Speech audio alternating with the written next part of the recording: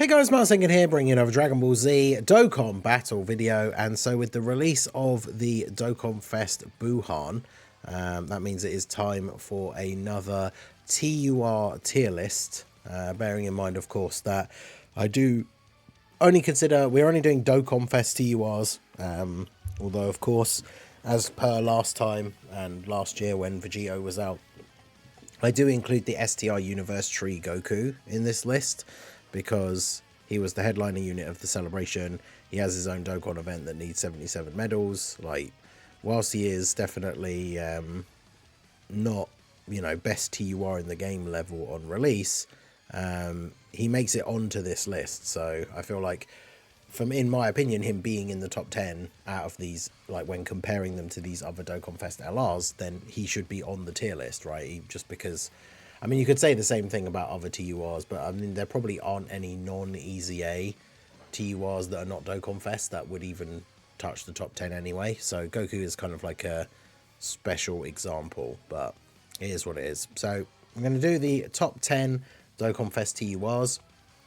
As always with my tier lists, I need to clarify, of course, that all of these placements are based on my own personal experience with the units and how I play the game. Obviously, some people will have different experiences. RNG can play a role sometimes. And you guys know I do like to base my lists off of my own experience. So it's a little bit harder. I mentioned this in the last TUR tier list. There are 2 units on the list that I don't have. So obviously I've used them as friend leaders, I've seen videos on them and stuff like that. So my personal experience with those ones is a bit limited. So I'm more than happy to like put my hands up straight away at the beginning of the video and say that like if you massively disagree with their placements on the list, then probably not going to have huge arguments against it, considering my experience with them is a lot lower than it is for the other characters. But as always, I will explain the placements in the video. I know regardless of what I say at the beginning of any tier list, there will always be people that click onto the video, skip to the end to see the top 10 and then immediately comment being like, why is this guy here, when I'm going to go through that in the video. So if you disagree with any of the placements, obviously do let me know down below in the comment section. Let me know what your personal top 10 would look like. Another clarification I always like to make is that if units are next to each other on the list, like 4 and 5, 7 and 8, 1 and 2 even, like units that are next to each other, you could flip them and I probably wouldn't have too much of an argument. And then even when it comes down to like the top 3, you could probably have the top 3 in almost any order and I probably wouldn't argue too much, but we'll see as we go. So starting off at number 10, we have Physical Rosé. I still think that Physical Rosé is underrated. He's dropping down the list because obviously Super Bosses is not a major team at the moment.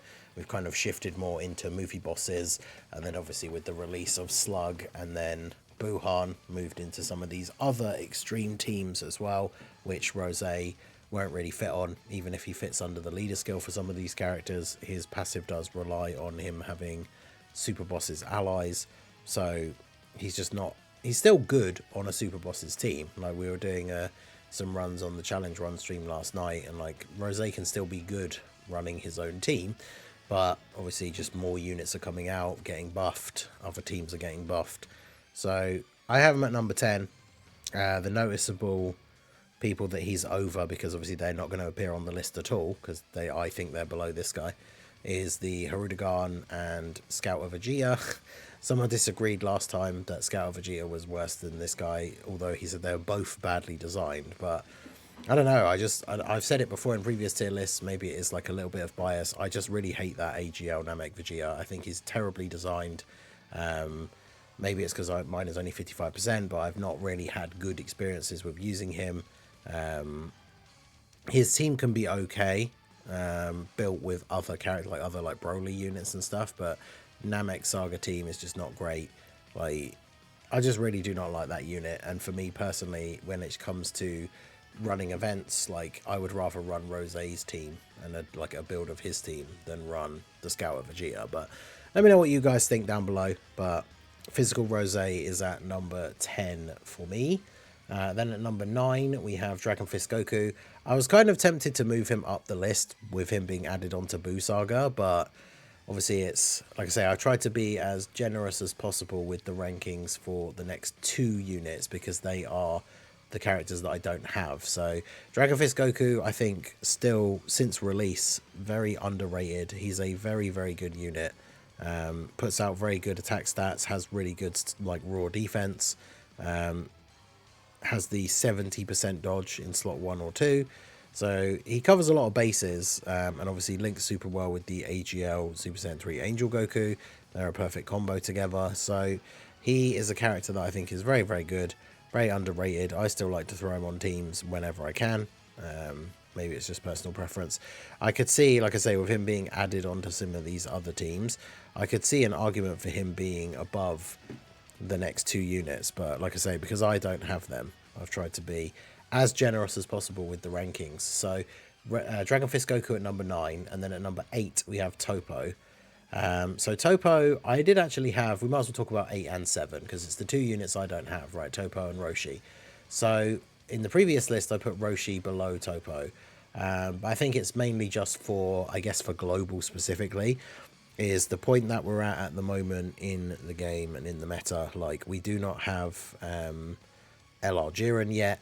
So whilst Toppo's team does have some solid builds for sure, his team is kind of missing one of the most optimal pieces. And then to build like a proper full-on Universe 11 team, you very much do need like all of the units, essentially, like all the premium Universe 11 units you essentially need in order to make a good team.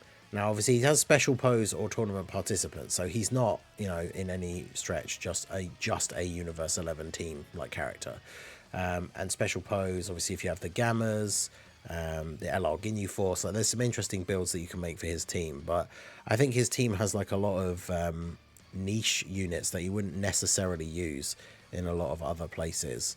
And whilst Toppo himself can be very, very good, I just think he's not quite as good as some of the other options. And the reason why I've moved Roshi above him for now, maybe when Jiren comes out, maybe I would change my mind, who knows, once I get a bit more experience with the team. But Roshi I put above because he does have the kind of build that I really like for a Dokkan Fest character, where he's a support unit that you can just kind of float off in slot 3, and then it gives you the options to build the team however you want.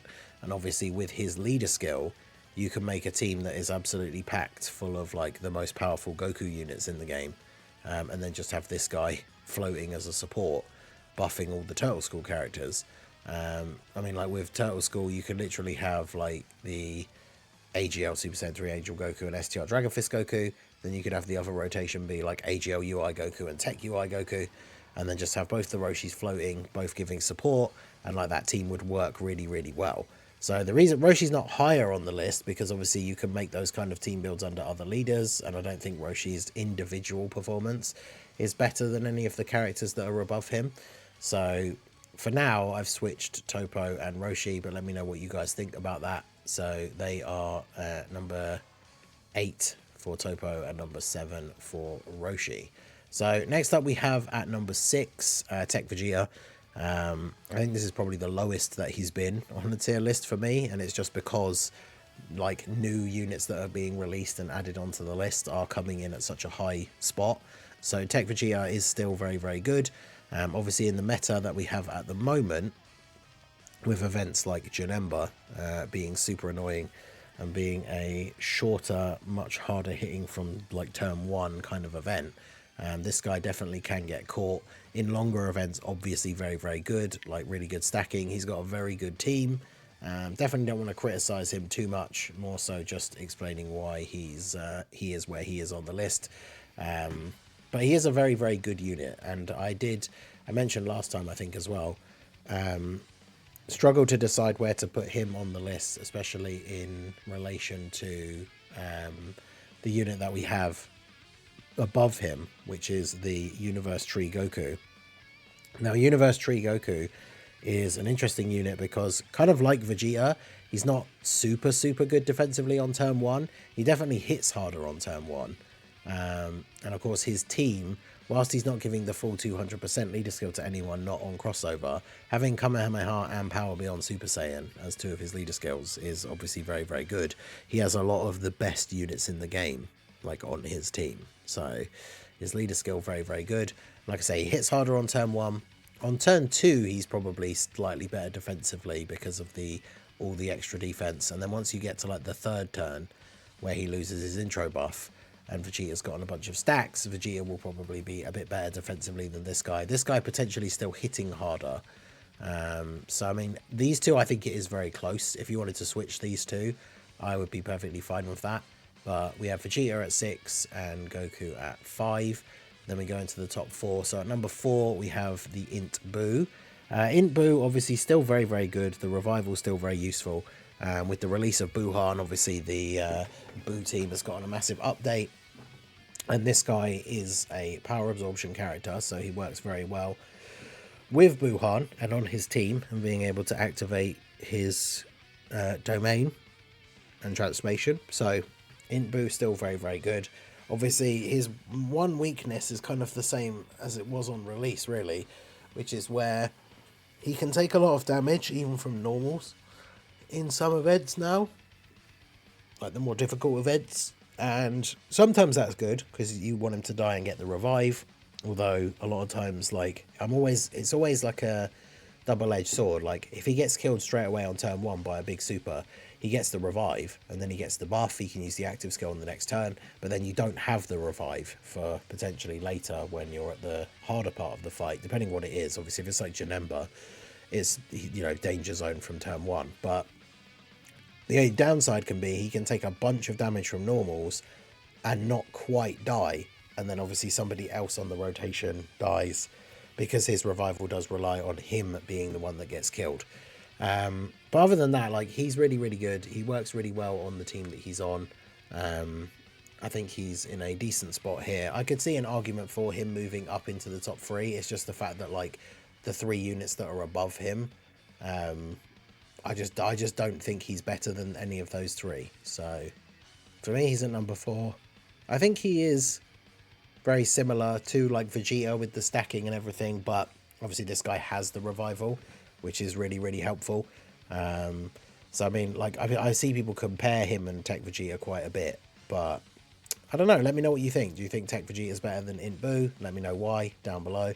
But we have Buu at number 4, and so then for the top 3, we have Slug at number 3. Slug is really, really good. I mean, like I say, this top 3, you could switch the order of these guys around in almost any way, and I probably wouldn't disagree.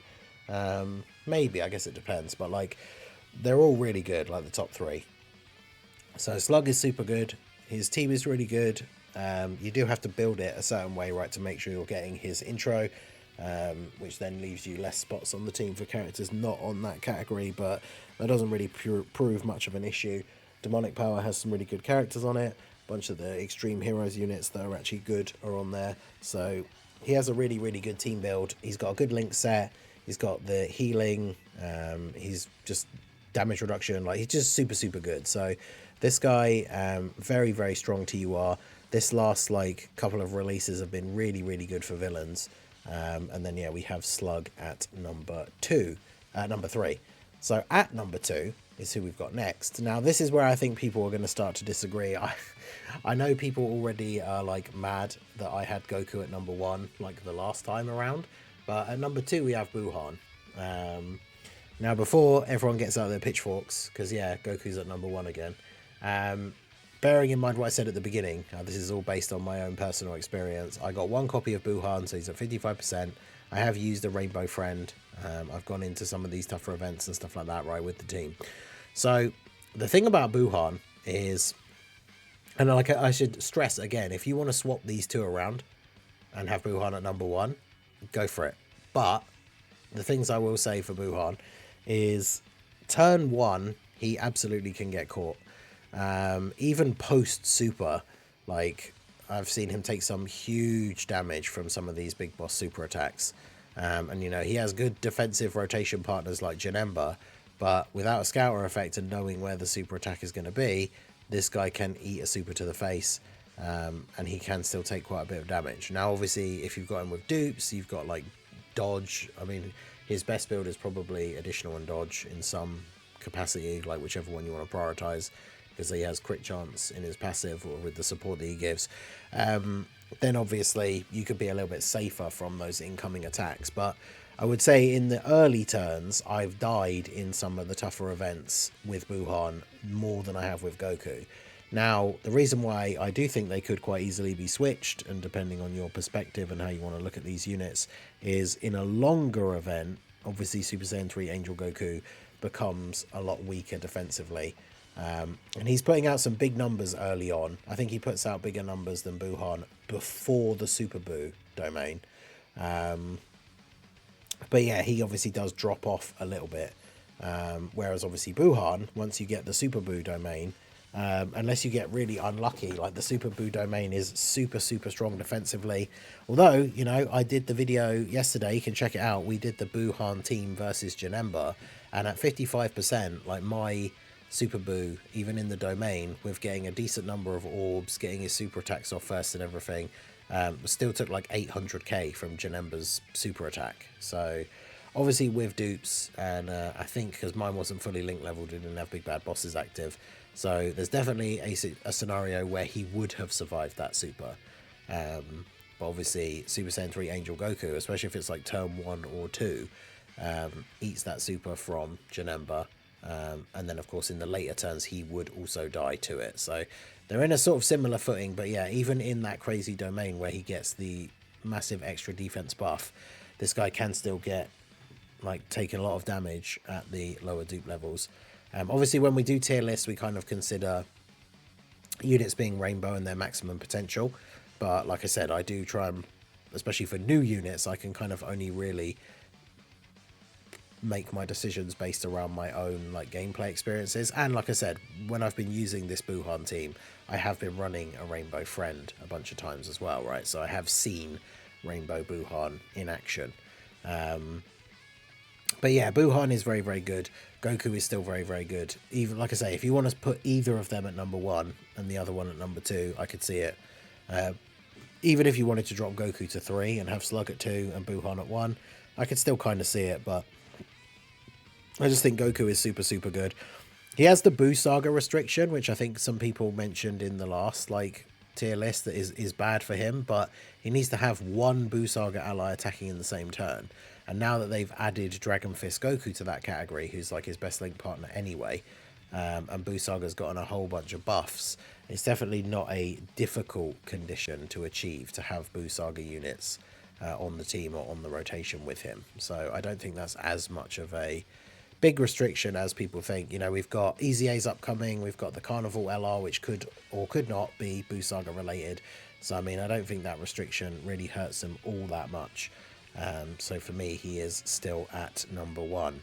So if we take a look at the full tier list image here, there we go. And going in reverse order, we have Physical Rosé at 10, STR Dragon Fist Goku at 9, Physical Toppo at 8, STR Roshi at 7, Tech Saiyan Day Vegeta at 6, STR Universe Tree Goku at 5, Int Fat Buu at 4, STR Lord Slug at 3, Tech Buhan at 2, and AGL Super Saiyan 3 Goku at number 1. So let me know what you guys think down below in the comments section. Like I said at the beginning, if you disagree with any of the placements at all, that's fine. Obviously, more than happy to have discussions about thoughts and the placings and all that kind of stuff. Just do it in a chill and civilized manner, and I am more than happy to respond to all the comments.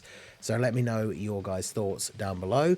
Like I said, who would you switch, if anyone? What would your personal top 10 TUR list look like? Let me know in the comments. So that is going to be it for the video, guys. This has been the Masked Ningen. Smash that like button, subscribe to the channel if you are new.